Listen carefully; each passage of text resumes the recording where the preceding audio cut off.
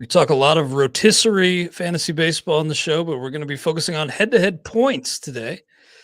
Going to be reviewing my draft in the Tout Wars head-to-head auction from Sunday. Hope you'll join us on the RotoWire Fantasy Baseball Podcast.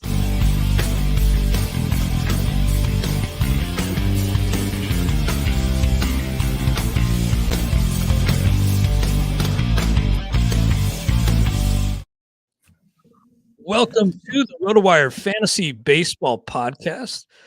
Clay Link here with FSWA Hall of Famer Todd Zola. Good to be on with you, Todd. And as I said in the intro, a focus on head-to-head points today.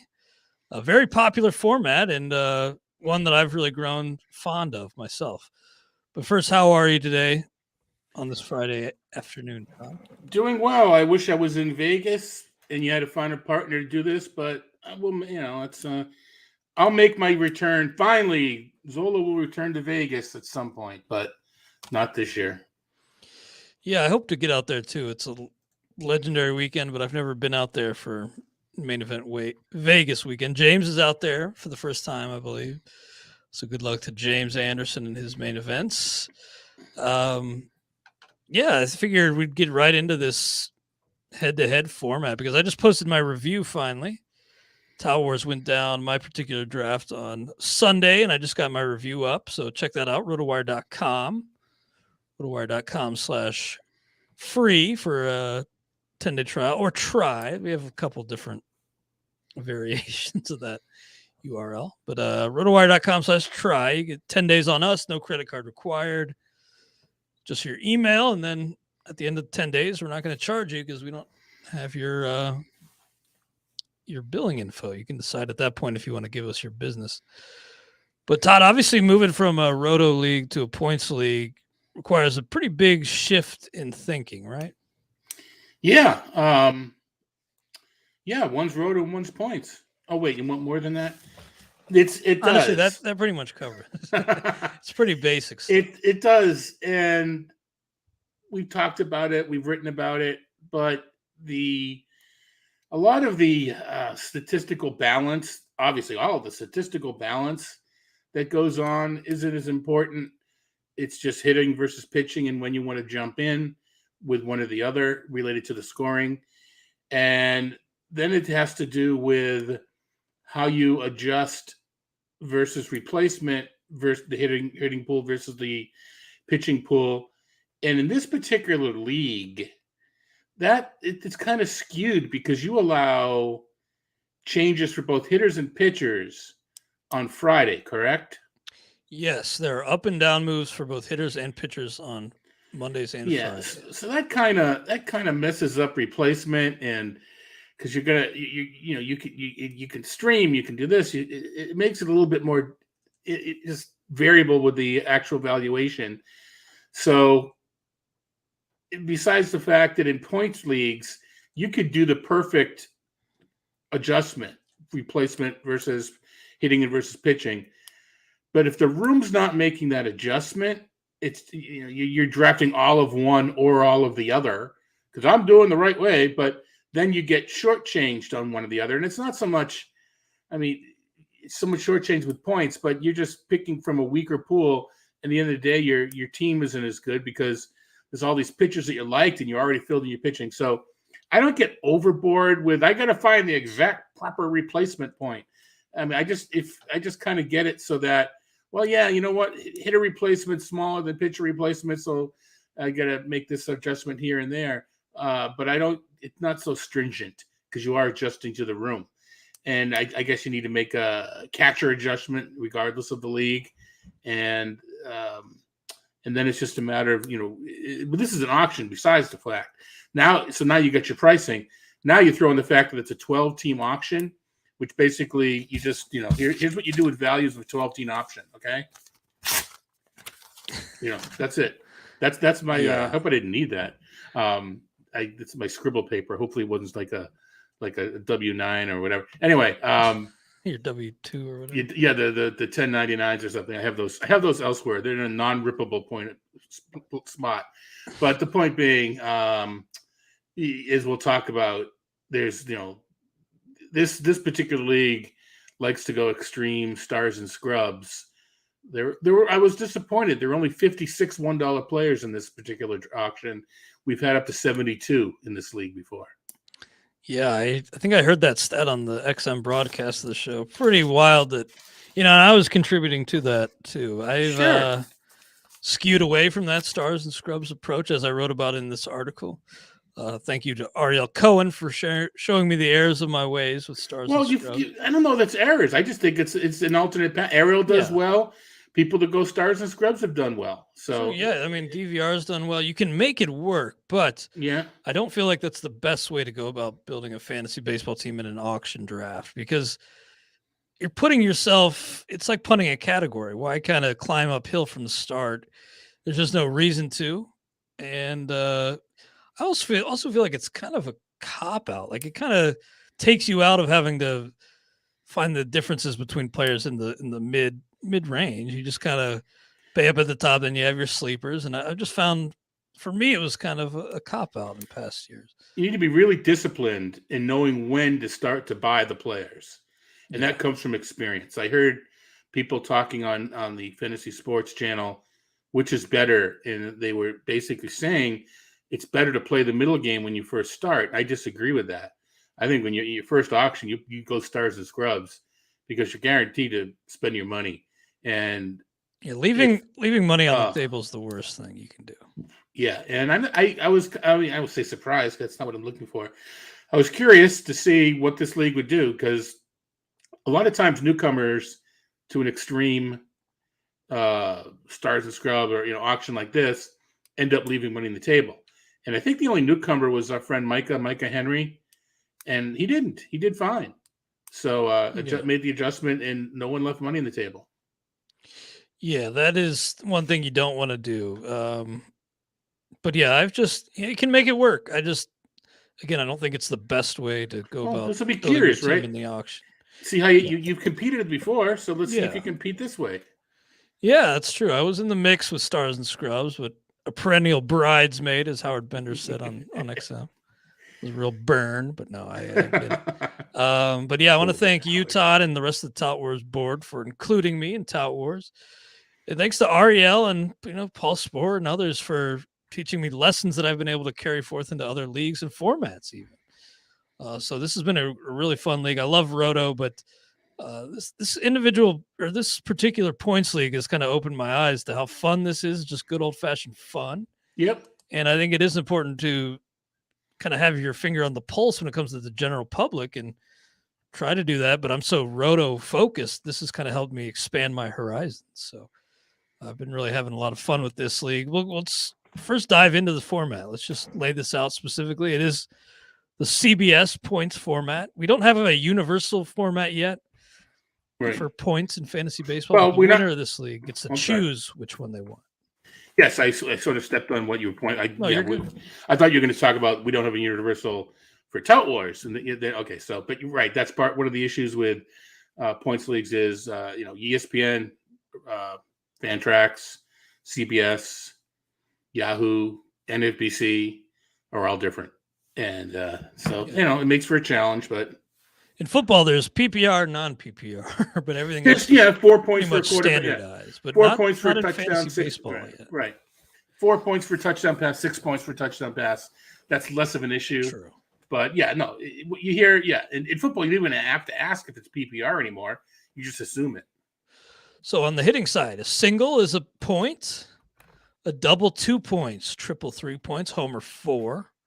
So correlating to total bases there. RBI is a point, run is a point, a walk is a point. Then you get a negative 0.5 points for every hitter strikeout, 2 points for a stolen base, and then -1 for caught stealing. So again, you kind of throw categories out the window, and you really, with that, you have really no incentive to chase stolen bases. You do get points for steals, but the trade-off, in my opinion, Todd, isn't worth it really in any case. I mean, obviously you still want those high-end players like Bo Bichette and Trey Turner, but the premium those guys get shouldn't be there in a points league.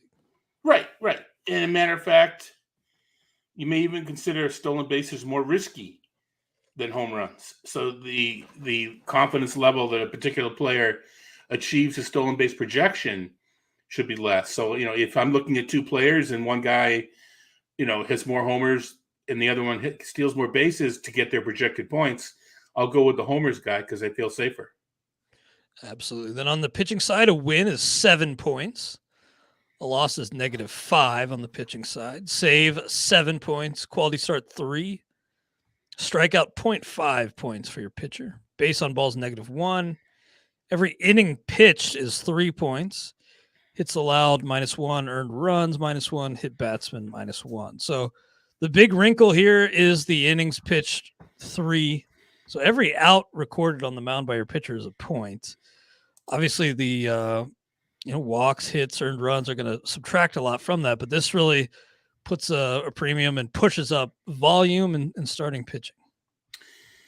Correct. And I think most points leagues have innings pitched as a one of the categories. It kind of changes per league, but that's kind of common. And as you'll explain in a moment, because there's a little bit of a roster quirk we have with the pitchers in here, innings pitched, it's nothing. It's something you don't want to overlook it when you're valuing your players.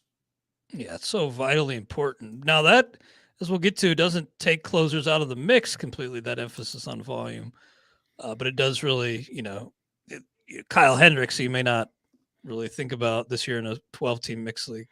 Still has a lot of value, throws a lot of innings. So that is kind of the number one big wrinkle, in my opinion. I plugged the scoring system into the RotoWire software, as you should do with any points format. You plug it into some software. It doesn't have to be ours. But I will say our iOS app, when I checked today, is number 3 in the iOS store. So I recommend you using the RotoWire Fantasy Baseball Draft Kit 22, especially if you have iOS devices. And 8 of the first 12 pitchers or players projected, the top 12 projected earners, among those top 12, 8 were pitchers. So that just speaks to how much pitching gets inflated here. Right, but starting pitching in particular. Right, and that speaks to the replacement I was talking about before, because the back end pitching is going to project higher than the hitters. So when you make that adjustment, the list probably comes out more even. Yeah. Obviously you don't want to skew too heavily, and maybe if you go straight off the projected dollar values, you could go a little too heavy on the pitching side, and maybe I did. Actually, my split was kind of close to 50-50. It was like 52-48. So you don't want to get too crazy on that side, but I do think it's wise to skew more your spending toward pitching, given the scoring system. By the way, you can see the results for how many Tout Wars drafts were there? Like 7. So, yep. And they're all in one handy spot. So thank you guys for making that freely available to everybody. It's in the same Google Doc. You can go to toutwars.com. I also linked to it in my article. Spreadsheet, very valuable stuff, and all concentrated in one spot. And you guys offer a lot in season too, especially, the early publication of Fab. I think this toutwars.com is a great place to go, especially if you're scrambling late on a Sunday to do Fab, a great starting spot. Yeah, we're going to have the tout table posted up fairly soon, early next week, where we ask the touts a question. We get a lot of good responses. Right now, you're getting all the you send a link to Peter Kreutzer. He'll post a link for your piece. So all the everybody writing about their postmortems of their drafts are located there. And as you suggest, when we run Fab, what we do is we post the results really quickly. Some clown has this table and he just drops stuff in and it generates a table and he drops it into the Tout Wars site. And if the Fab's at 8:00, he usually has it out about 8:25, 8:30 p.m. So I try to get that done pretty quickly. We don't offer analysis. We just offer the names of the bids. I love that, though. That's all I would need to see. Yep. In my younger days, I'd stay up till 4 a.m. and write up the Labor and Tout Wars because they both ran at midnight. I'm not so young anymore. So if someone wanted to take that over, they're more than welcome to. But that'd be a cool thing for somebody to maybe grab by the horns. Like, there you go. I mean, I did. Time. I did, and look at me now. But anyway, Kiss the ring. That's what it says. Is for all your efforts writing up Fab, that was on my Tout Wars, my Hall of Fame. No, anyway, but and right now we've got the table with like you said, the link with all these drafts all on a Google sheet. Tout Wars is coming out soon. Peter Kreutz's baby, where you can shadow draft the leagues and there's prizes awarded. And if you shadow draft the league and if you win the league, we give prizes out to the Tout Wars people.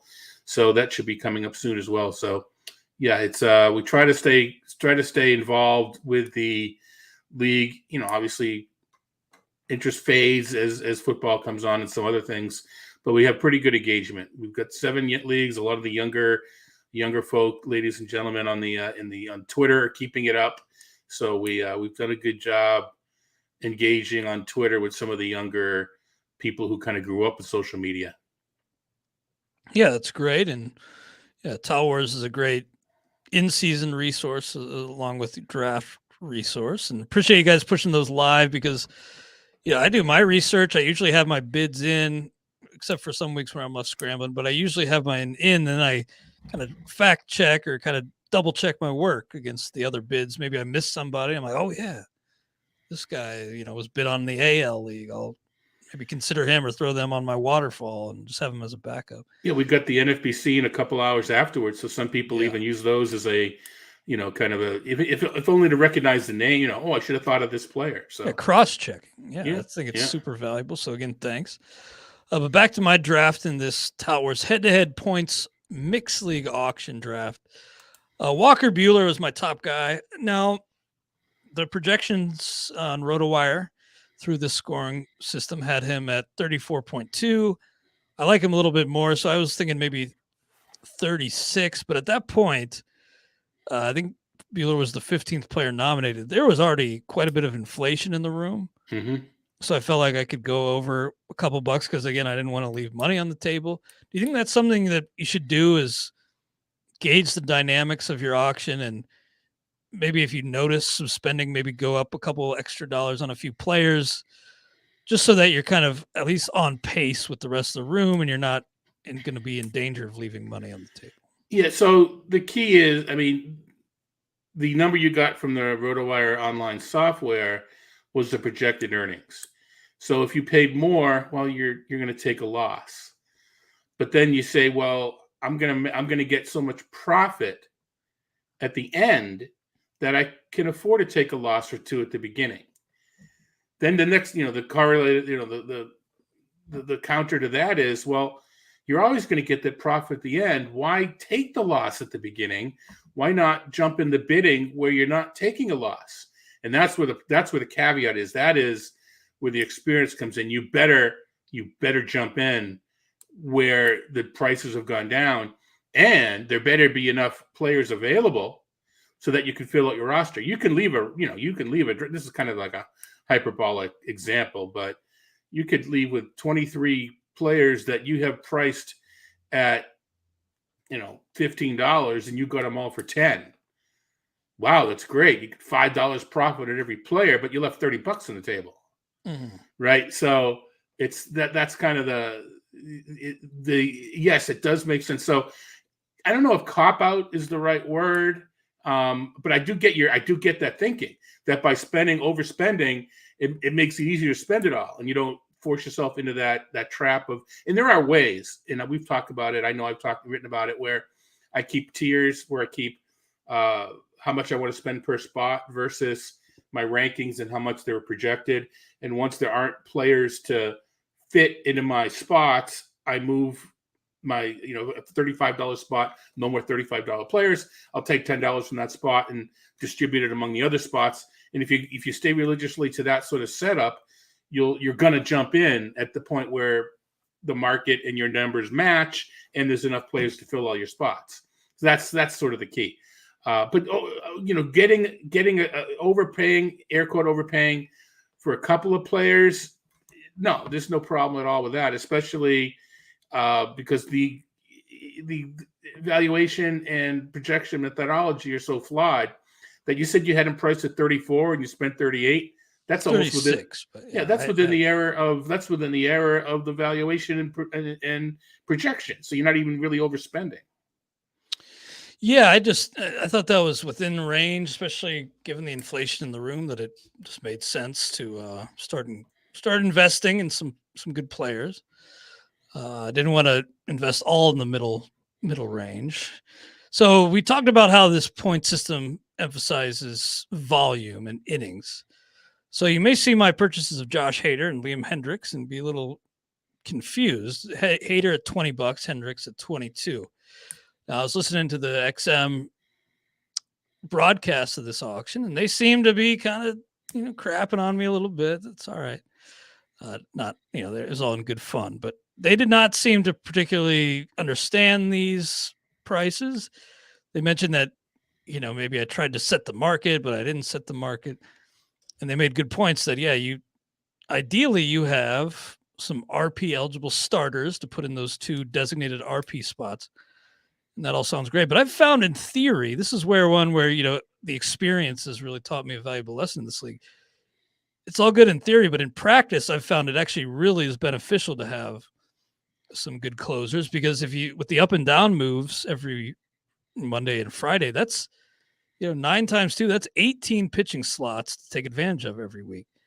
Chances are, even if you have a bench full of starters, you're not going to have 18 starts on your team to take advantage of. So, trim that down, have a couple relievers locked in, and then filter your starters through the other 16 slots you have on your pitching side on a weekly basis. I've found over the years myself, and I've hurt myself by doing it, and others seem to have some dead spots in those half weeks. You came up with such a smart point there, because that was kind of what I was alluding to with innings earlier, that you got to keep that in mind in your scoring system. That's where the bulk pitchers we're talking about here, right? That's people think that the bulk pitching is the way to make up the market efficiency. But as you suggest, unless they have 2 starts that week, you're going to be taking a 0 in one of the half weeks. Yeah. Right. So I can see what they're saying. What I think that what it means is, for me anyway, I don't mind taking, because you can use the bulk pitcher as a start. You have to have 2 relievers. The other 7 could be anything. So those relievers, those pitchers in relief spots don't necessarily have to be relievers. They just have to have reliever eligibility. Which is actually, there's a near controversy that we serendipitously didn't have. Peter Kreutz and I spent a little while yesterday figuring this all out. But I mentioned Micah before. Left the draft, and we thought he only had 8 starters and 1 reliever, and didn't have a reliever eligible pitcher. So he pointed out Luis Severino relieved 4 games. Eligible. Right? He was relieved 4 games last year. But the problem with that is the Tout Wars rules. You kick down, if you don't have, in this case, 5 or a batter 15 games played, it's not the most games played at that position in the MLB. You've got to go to the most games played at combined all leagues that you played in. As an example, Kevin Smith batting, 14 games at third base, and that was it. Well, a couple of DH. The most games he played was 14 at third base. He's not third base eligible in Tout Wars. We go down to the minors, and he played the most games at shortstop. So in Tout Wars, until he gains eligibility elsewhere, Kevin Smith is shortstop. So using that principle with Severino, we went to the minors, and of course, combined, he had 4 games as a starter. So now we've got 4 games as a starter and 4 games as a reliever, and you got to give him both at this point.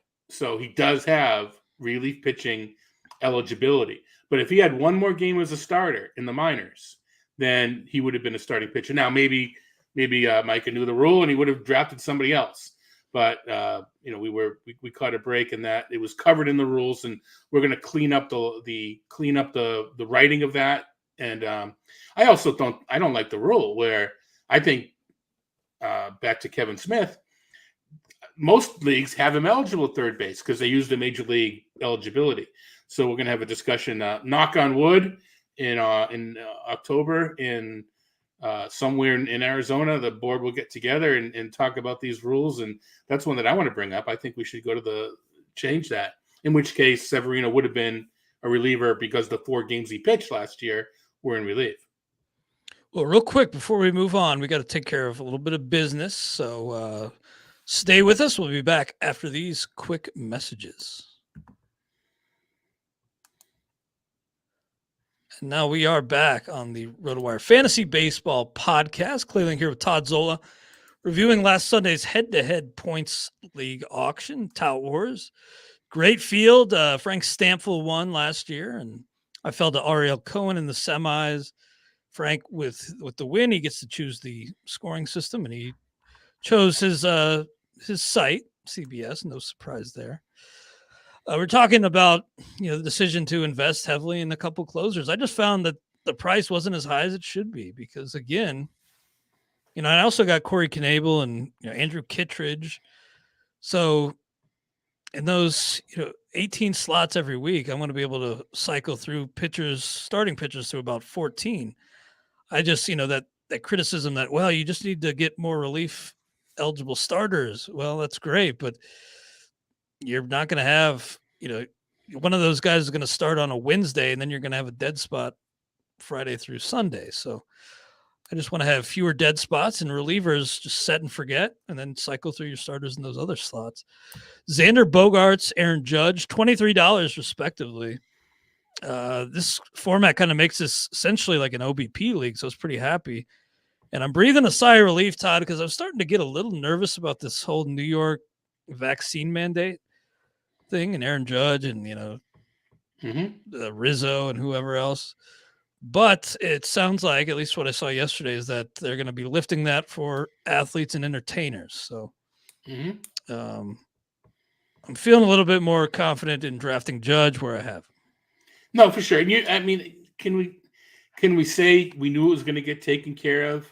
We sure hope so. The Toronto deal is a different story, but we're going to figure the baseball out. So it was just, we don't want to get political, but there was an issue. They have laid off workers in February, so they had to figure out a way to make sure everything was cool and fair amongst those that have lost their jobs that aren't being paid millions of dollars, like an Aaron Judge, et cetera, et cetera, et cetera. So hopefully New York will and has figured something out, and we can go on, and then we just deal with Toronto. As the deal there is can't cross the border unless you've been vaccinated. So there's a possibility that some teams aren't at full strength when they go play Toronto. Yeah, that's still in the mix and kind of still worries me for some AL East players in particular. But at least they'll be able to play their home games, it sounds like. Will Smith of the Dodgers, I was kind of laser focused on him. Maybe I overpaid a little bit, but 2-catcher league, I'm happy with him at 24. I think he could be the top points scorer at the position this year. And then Alek Manoah, the broadcast crew kind of criticized this one as well. They made some fair points. The general points were you need to be disciplined, not married to any player, and know when to walk away. I threw that all out the window and overruled those wise points for Manoah because I think he's a special arm. And the volume is – I feel good about his volume, let's say that.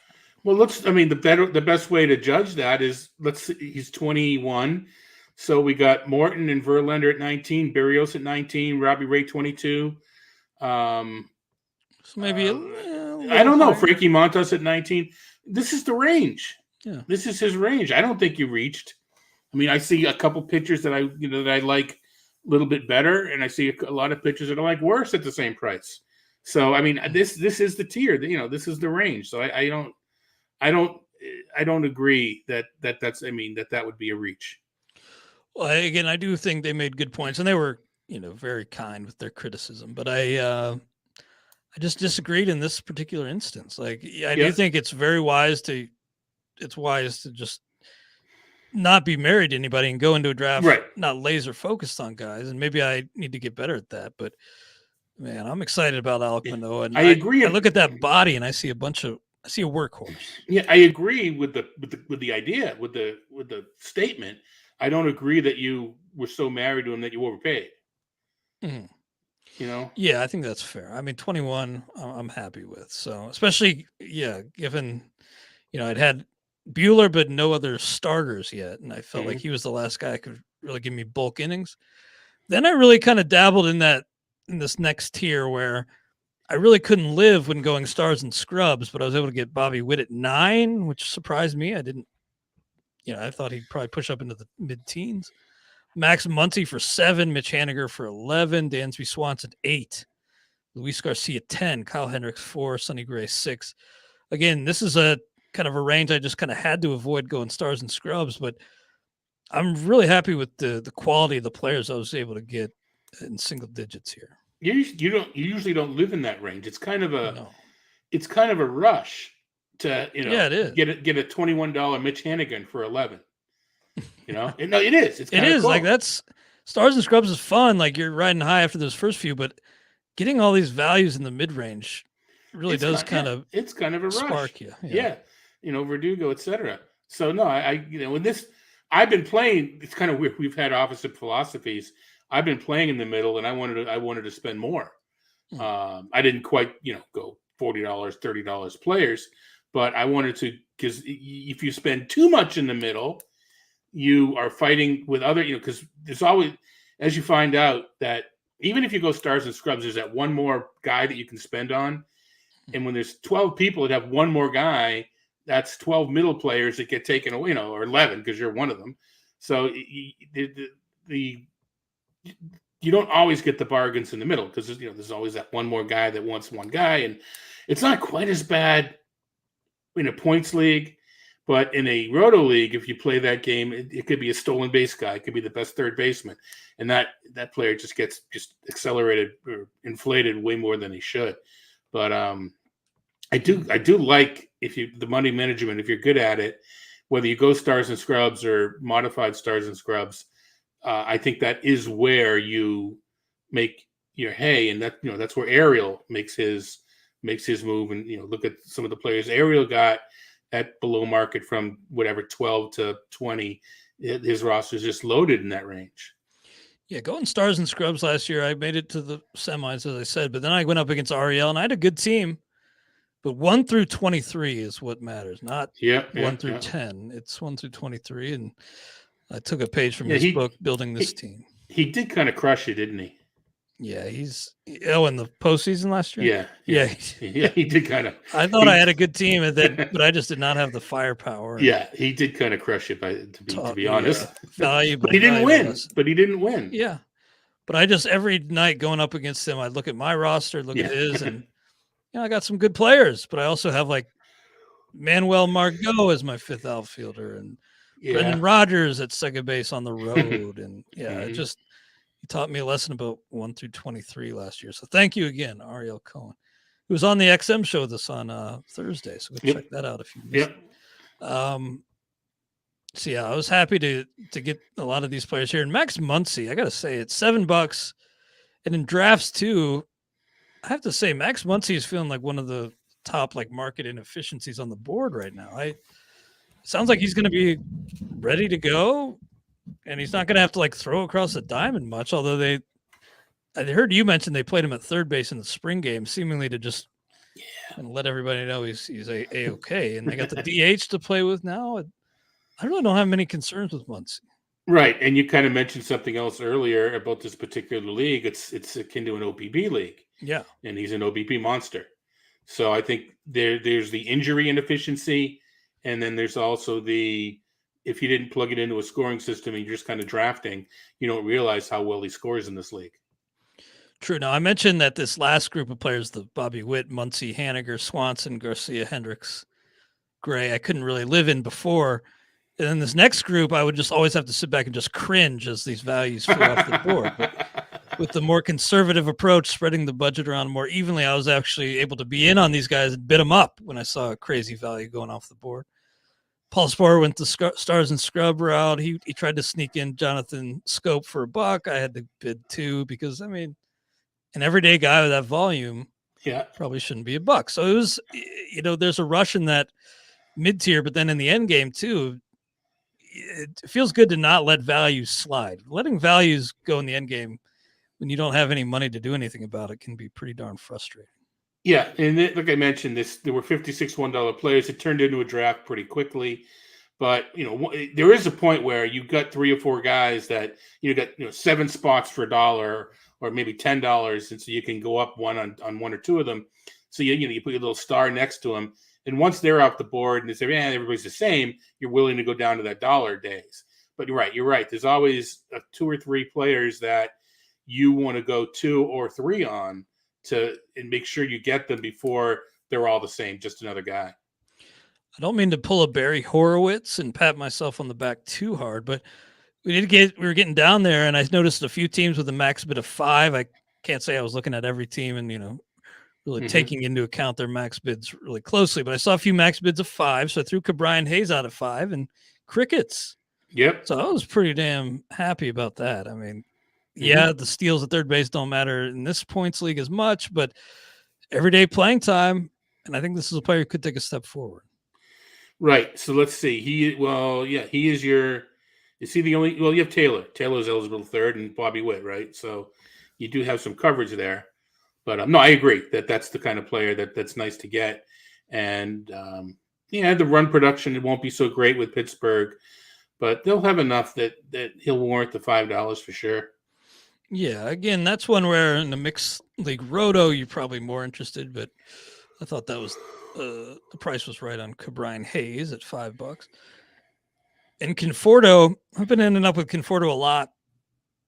$4 seems good, but I'm starting to get a little nervous, Todd. I have no issues of, no concerns about him finding a major league team. But at this point in spring training, do you think it's maybe getting a little late for him to be ready to go on opening day? Like, even if he signs after this podcast, could he get up to speed in time for opening day? I don't know what he's doing now. Is he taking batting practice with a college team? I don't know. Is Rick Porcello throwing him BP? At this point, I don't know. But probably not throwing him BP in his showcases, otherwise Conforto would have a team back. Exactly. So no, I don't know. I'm not as concerned. And you know what though? I mean, in this league for four bones, he is your outfielder. And let's see, you've got McCutchen, who I kind of like. And if you needed to go out and get somebody that you can go out and find somebody to play outfield. There is a fab period before the season begins, the Wednesday before the opening day. So if he has, if he signed, over the weekend and you're not comfortable, at least for the first couple of weeks, either you just put McCutchen in or you go out and you fab a guy and you're all set. I was pretty pumped to get Trey Mancini at 3. Of course, great comeback story for him. And as scary as that issue was with cancer, I don't think that's something you build in missed time in the future for. I mean, maybe he requires more treatment. Let's hope and pray he doesn't. But that's not something where I'm like docking him expected playing time in the future myself. Do you think the park changes hurt Mancini a little bit? How are those changes at Camden going to affect Mancini? On paper, they do. Yeah, but it's yet to play out. But yeah, I guess. And if you are buying the dip at that, it's baked in. So sure, on paper it has to hurt him at least for power, but maybe he gets more doubles. And in this league, maybe it's not as important because it's the difference between a homer and a double. In Roto, it's just like it's a hit for batting average, but here it's only 2 fewer points between 4 for a homer and 2 for double. So it's not nearly as important. Yeah, that's a good point. Like he'll have gap power at the very least. Like good gap power, even if the homers are a little lacking for a regular Roto league. Then Alex Wood, $3. That was one where I had $3 remaining. Maybe I could have just got him for $1, but I didn't want to leave money on the table. Especially spend all $260 for appearances. Well, not just that. There's another reason. Alex Wood's really good. Well, no, he's also really injury prone. And if he's out for the year, you get more fab back. One of the things this league does is it rebates fab for injury. It has to be on the IL.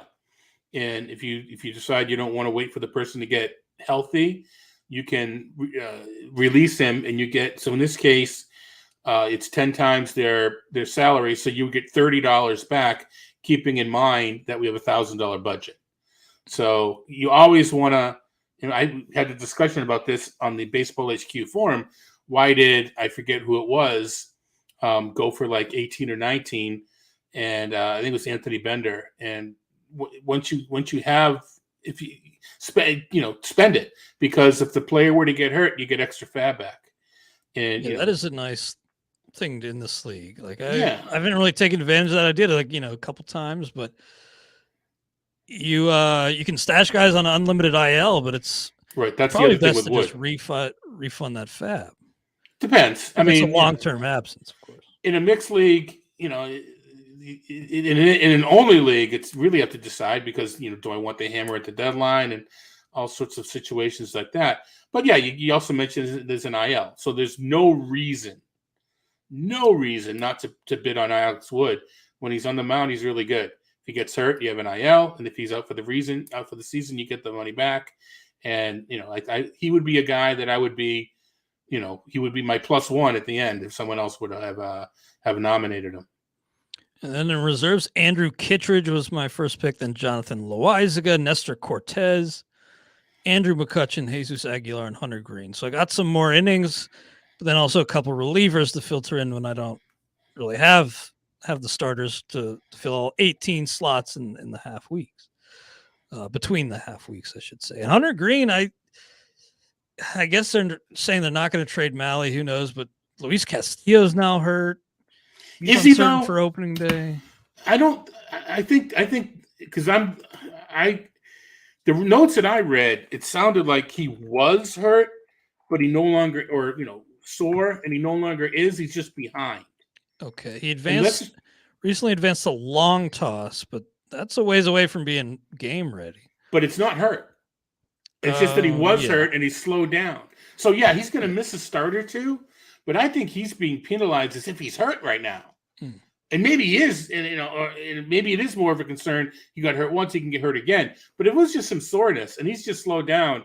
And instead of 32 starts, he starts 30 games. Yeah, all right, you knock him down a peg or two in rankings, but he took a nosedive in the main event last night, like pick 155 or 165, something like that. That's just, to me, that's 10th or 11th round. That's weird. And of course, I'm a little higher on Castillo in general than the market, so that coming from that perspective, but I have not, both he and Wheeler, I think, are getting too, and I noticed in your Beat Clay Link League, Wheeler went in the third, so that there really wasn't a discount there. But I think that if it is just soreness and it's just that he a week or two behind in preparation, I'm not concerned. Get him. Doesn't start in the cold weather. That's good by me. Yeah, tongue in cheek. If he misses a little bit, that may not be the worst thing. It's I guess we don't know the extent of the injury. March 22nd, we had a note that slowed by shoulder soreness and may miss the start of the season. I guess he's not even a lock to miss the start. But yeah, I think that we have to downgrade him a little bit at least. Or whereas he may have been the opening day starter, maybe now he starts the fourth or fifth game. Maybe he doesn't miss a full turn in the rotation. Right. That's possible too, even if he's not ready to go right on opening day. And while we're on the topic of the Reds, I mean, again, I got Hunter Green in reserves, maybe Nick Lodolo you take in reserves. But Tyler Malley in our RotoWire Stake League, I got him for $5. That was a 14-team mixed league. I couldn't really believe it. I guess that was a pretty Brewers heavy room, but no love for Tyler Malley. It seems like he's slipping a little bit for some reason. I got him for 14 in NL Tout Wars, and I was happy with that. Yeah, that's low too. I didn't expect. I mean, I was not price enforcing because I'm happy with it. Therefore, it wasn't price enforcing. What I had done is I had three pitchers that I liked. One of them being Luis Castillo, another one Zach Wheeler, and actually Logan Webb. I had three I'd like to start my rotation, and at this point, it's in auction. You can do what you want as far as strategic nominations. I threw out all of the next level of pitchers. I knew I wasn't interested in them, but I didn't want them to, fall. I didn't want a $16 pitcher going for $8 because he took so long to be nominated. So, Molly for me was a, $15, $16, $17 pitcher. And I don't think I got Crickets at 14, but I think I put him out at 11 and maybe some 12. So 14, and that was it. So, like I said, I wasn't enforcing. It was just, and I didn't plan on getting him, but I'm fine with him at 14. So I think there is some stigma. All right, it's Cincinnati, and he's only had the 1 year of success, and it wasn't so much 1 year of success. Previous to that, he was terrible. Well, maybe not terrible. Wasn't very good. Mm-hmm. So I think there's still, in the back of our minds, there's, I need to see, especially in that park, I need to see him do it longer in order to trust. So we'll Yeah, see. you got rocked in Great American last year, but I don't. Yeah. And Jeff Erickson has made a good point that, do you want to draft a guy who you're not really feeling good about starting at home? And he did have bad home numbers, but I don't think, moving forward, you necessarily have to bench him at home every time. I mean, especially with the Pirates and Cubs. Right. I don't think you draft him thinking, no, I can't start this guy at home ever. He'll figure it out. Yeah, I think there's still a lot to like with Tyler Mahle. But yeah, I just wanted to throw that out because I couldn't believe nobody bid him up. It seems like the general public just does not really like Tyler Mahle all that much. Well, we have to take a quick break. I got to bring you some words from our sponsors, but then we'll shift focus to a Roto League. The Beat Clay Link League went down last night, so we'll talk briefly about that 12-team mixer here momentarily. Are you looking for a new platform for your fantasy baseball league? Fantrax free MLB Fantasy League Manager is the most customizable, easy-to-use, and feature-rich platform in the industry. Fantrax offers the most in-depth player pool in the industry, including minor league players. Fantrax offers Dynasty, Keeper, Redraft, and Best Ball leagues.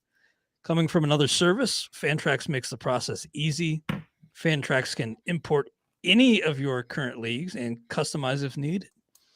Sign up for free today and be entered to win Fantrax's MLB Game Day experience, which includes tickets to any MLB regular season game for your entire league and $1,000 toward travel and accommodations. All you have to do is host your fantasy baseball league on Fantrax to be entered. The more leagues you create, the more chances you have to win. Simply go to fantrax.com/RotoWire and sign up today. Also experience a new way to play daily fantasy sports on Thrive Fantasy. Thrive Fantasy is an exciting player prop fantasy contest. With Thrive Fantasy, you can eliminate the countless hours of research and focus on only the top-tier athletes that have the biggest impact on the game. Sign up for Thrive Fantasy today and receive a free 6-month RotoWire subscription. Here's how you can claim your free RotoWire subscription. 1, visit rotowire.com/thrive. 2, deposit a minimum of $10 and receive a 100% deposit bonus up to $100. Then 3, play in your first paid contest and receive a free 6-month RotoWire subscription.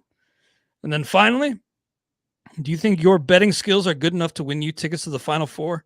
It's time to put your money where your mouth is. Better Edge is giving away a trip for 2 to the Final Four in New Orleans. All you have to do is join their contest at betteredge.com/Final Four. Better Edge believes sports betting with no fees should be the norm, and odds are it's legal in your state. Check it out and enter their March Madness contest for a chance to win a trip to the Final Four. Head on over to betteredge.com/Final Four. That's BETTOR edge.com/Final Four. Terms and conditions apply. All right, Todd.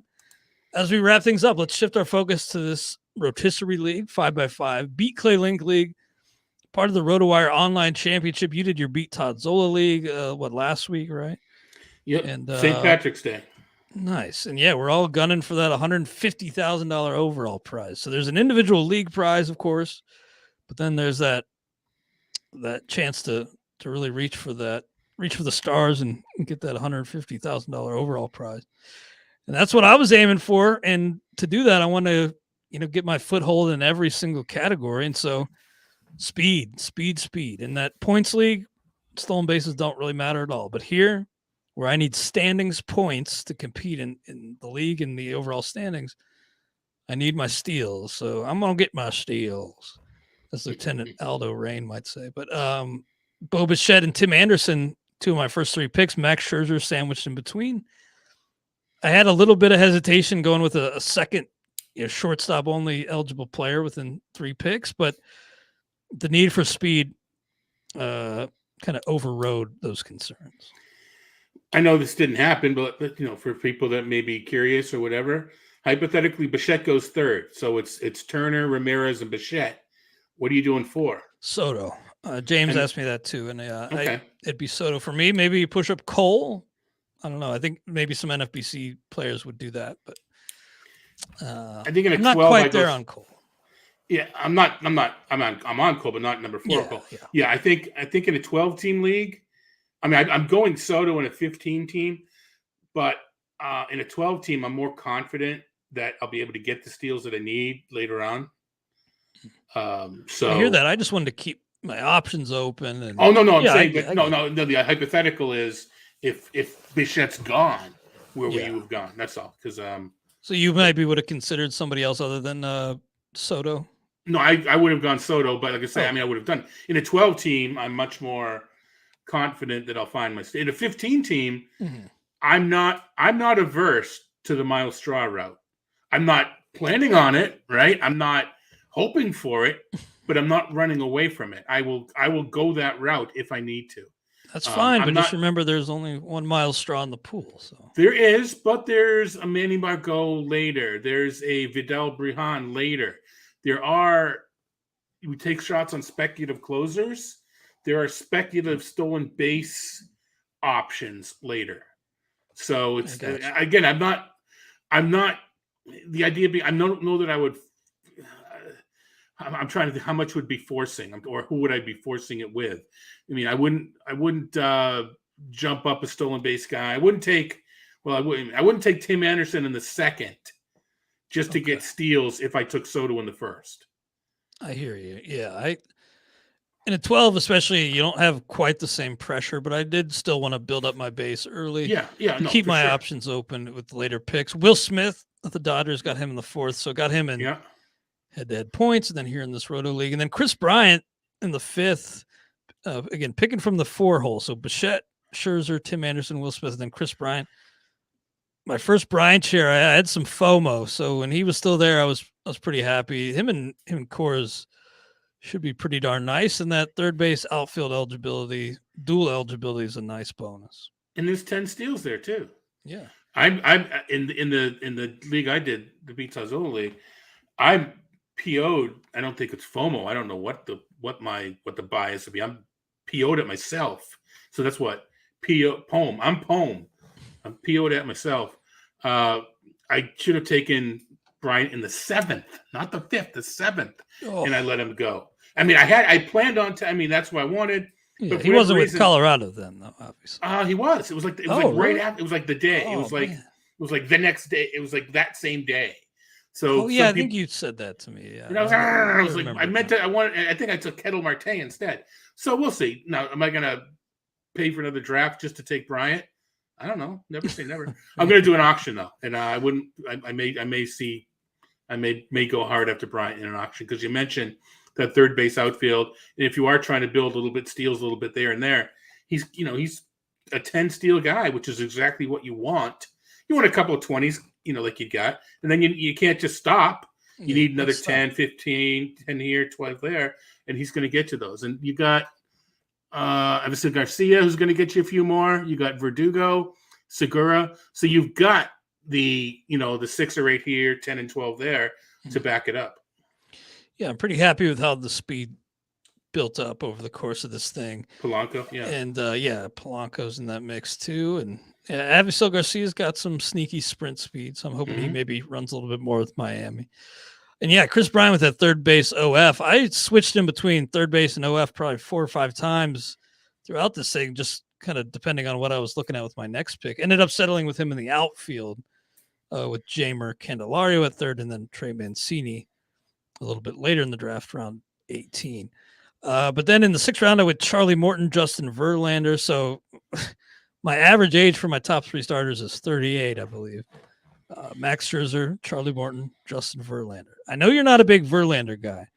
That aside, for this year anyway, given what history tells us about a guy attempting to do what he's done what he's doing at his age, coming back from Tommy John. But just more generally, do you think I skewed too far with the old starters up top? No. I mean, the guys. I mean, no. You got. Let's see. Scherzer was the 1, 2, 3, 6th starter off the board. That's fine. Yeah. I mean, that's why I prefer to look at it. And then of course the goofballs that like to take saves in the 2nd round of a 12-team league jumped Hader next. And then Wheeler did not get a discount. And then it took a while to Urias was next. And so, no, I mean, he slotted in just fine. Now, Morton, he got, broke his arm, but he's fine. I mean, is he now at I'd rather be 1 year too early than 1 year too late? I don't know that he's reached that yet. I think he's fine. And let's see, who else went? let's see. All right. So Morton, this is the 6th round, so it's coming back. So you just missed I combined the two, Webb and Freed, right? You were probably looking at one of those guys, and they both went just a little bit. All right. Well, Yeah, you know I like Manoa, Kevin. Right. but You he know I went like before Kevin I- Gosman. So Yeah, I would have taken Kevin Gosman there, but you know over I like Charlie that. Morton. Yeah, Right. But I'm going to be honest. I mean, I would not. It's not so much I would have taken Verlander. I don't like any of the pitchers that kind of went. Well, I like Barrios next, but I wouldn't have taken him at that point. So I would have probably gone a hitter there and hoped to make up pitching a little bit later.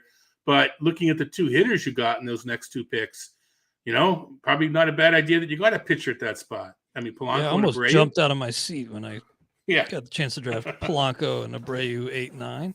yeah. Thrilled with that. Then I grabbed Luis Garcia of Houston. Just a caveat, or not a caveat, but just a warning for anybody drafting in the NFBC this weekend.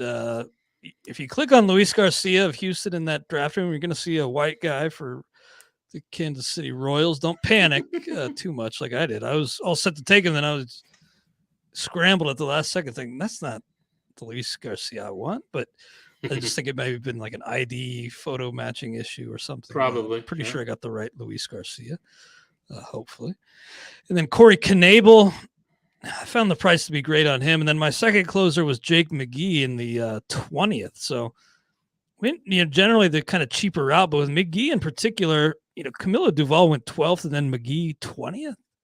I don't understand that gap between those two.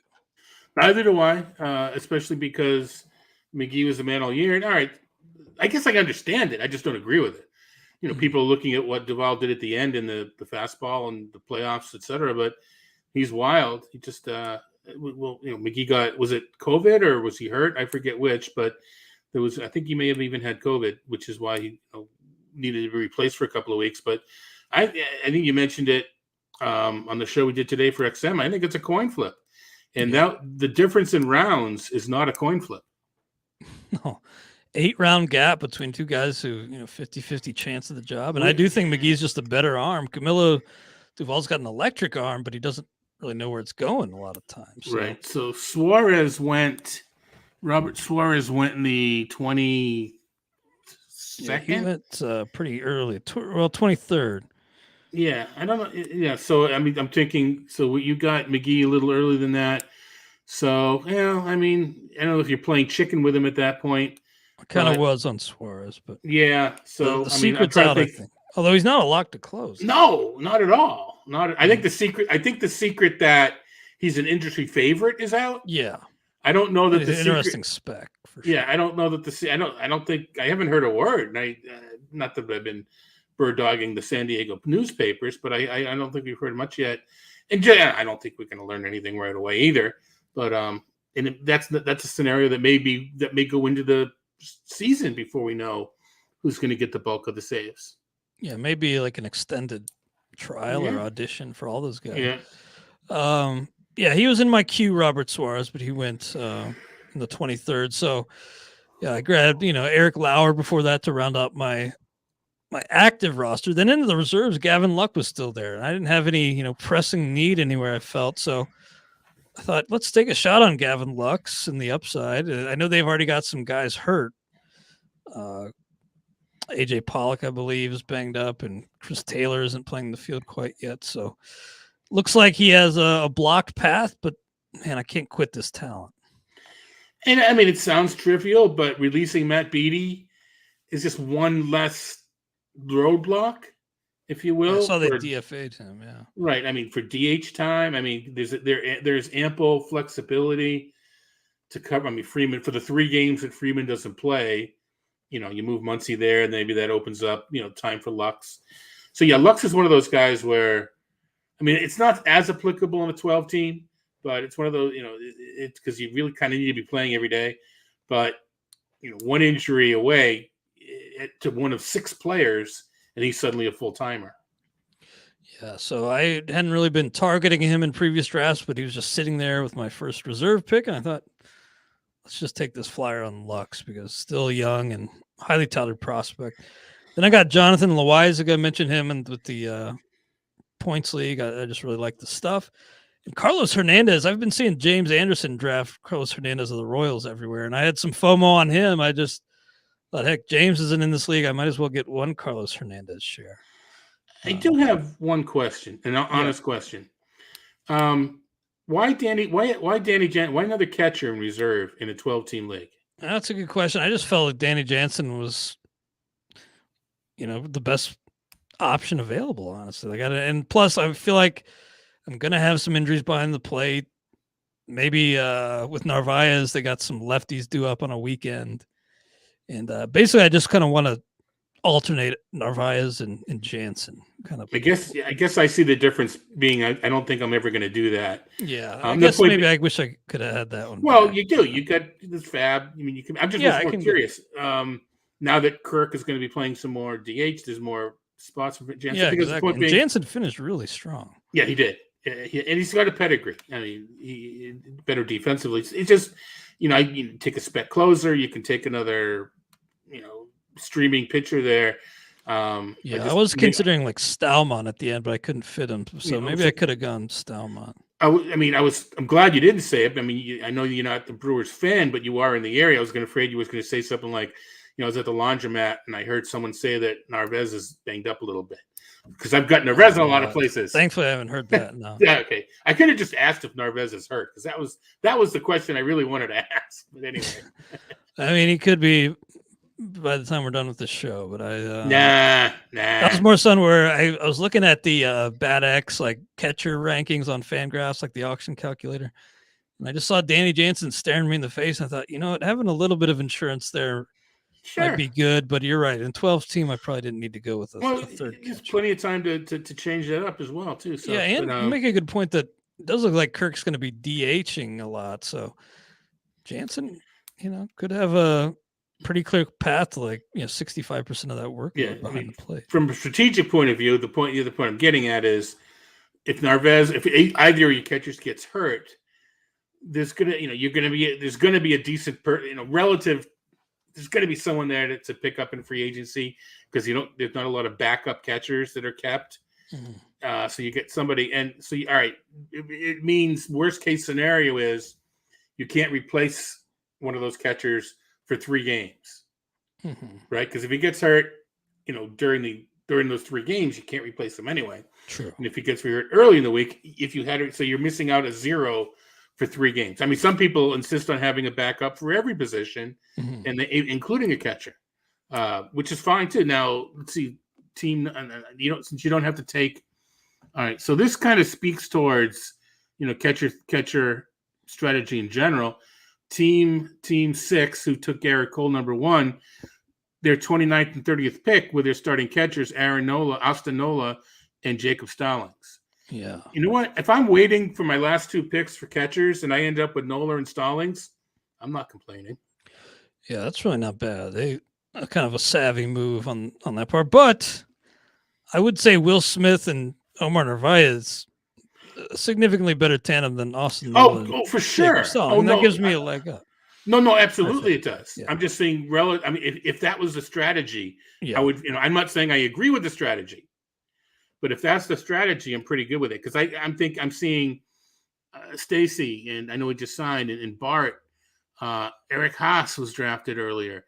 I'm seeing a lot of catchers who I would have taken, who I think should have gone in. Nola and Stallings should not have been on the board. Those should not have been the last 2 catchers drafted. Yeah, I don't hate that. I'm happy with my tandem, and I think for that sure gives me an edge, but maybe he can make that work. Daniel Hudson, I got pretty excited about him, just given, the K rate, the velo bump.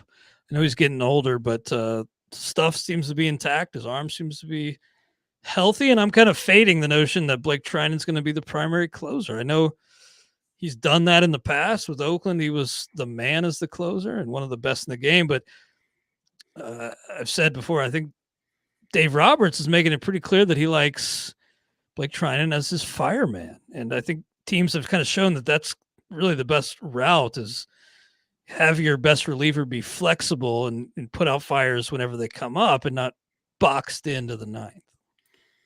You know what? Hudson is also, he could be a fireman too. Yeah, that's true. I'm saying go either way.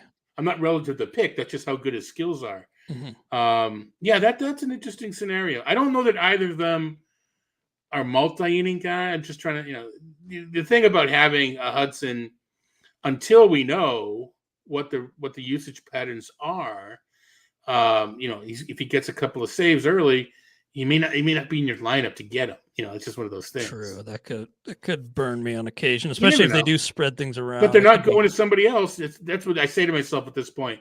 At least someone else doesn't get those saves. Yeah, I forget. I was looking for the exact quote earlier, but I think I saw a quote from Dave Roberts that he said something like, the Dodgers would be worse if we, limited trying to closing duties exclusively. So I'm kind of fading that notion, and certainly the increased price on trying. You mentioned Danny Jansen, then I rounded things out with Evan Longoria, the most boring player in fantasy probably, but decent bench option. Then Tony Kemp, I mentioned I had Josh Staumann in the queue. Maybe I could have gone Hunter Green with some upside, but Kemp should play every day, and I felt I needed a bench outfielder. Plus, he brings bonus second base eligibility. And he's going to hit high up in the order. I mean, it's not the greatest order and not the greatest. Shouldn't he run a little bit more, like with them needing to manufacture runs? On paper, whether, we'll see. But, on paper he should. Well, I finally just want to thank Greg Ambrosius and the kind folks at the NFBC and RotoWire President Peter Schenke for this opportunity to play in the RotoWire Online Championship and chase that grand prize. It's a lot of fun. Thanks to everybody who signed up and took time out of their Thursday to do this last night. It was a lot of fun. Todd, as we wrap things up today, anything else on your mind that you want to mention? Yeah, you think I would put a little prep into this because you always ask me this question, and sometimes I remember to do it, and sometimes I don't remember to do it, but I didn't really remember to do it this time, so I don't have anything pithy to add. I was actually just reading the Dave Roberts quote to try to find where if to find his quote, and the one I'm reading doesn't have the answer or doesn't address what you were talking about. But I need to double check on that. So don't hold me to those exact words. You know what we can do? This is Friday, and people listening to this, we can tell people that we're together again tomorrow. Oh yeah, we're on. Why don't we use that? Sirius XM. Yeah, so I'm going to pretend that I knew this right away. So what else is on my mind is I'm looking forward to talking to you again tomorrow, Clay, on the 1 to 3 show, because that's usually you and James? Yep. On Saturdays. So they're Jeff Erickson and James are both at the main event in Vegas. So I think Jeff is coming back in time to do the show with me on Sunday. Maybe not. I don't recall. I think he is. But so we're together again, and hopefully maybe we'll each have a game on in the background. I know we'll be reporting spring training action, but it'd be nice to have a game on in the background, no? Yeah, it really would, man. I know, this is kind of a while ago now, but congrats to Justin Mason. I think you said it. You've said it a bunch, but on the Laura Michaels Zen and Now Award, very much well-deserved. Does a lot of great work in the industry. And thanks and great job on everything with Tout Wars last weekend. I know it was a busy one for you, Todd. Job well done. It's an honor to be a part of it, and looking forward to playing out this points league. And if you're playing in points leagues, maybe give us some feedback. Let us know maybe the individual wrinkles in your league and kind of how you play things.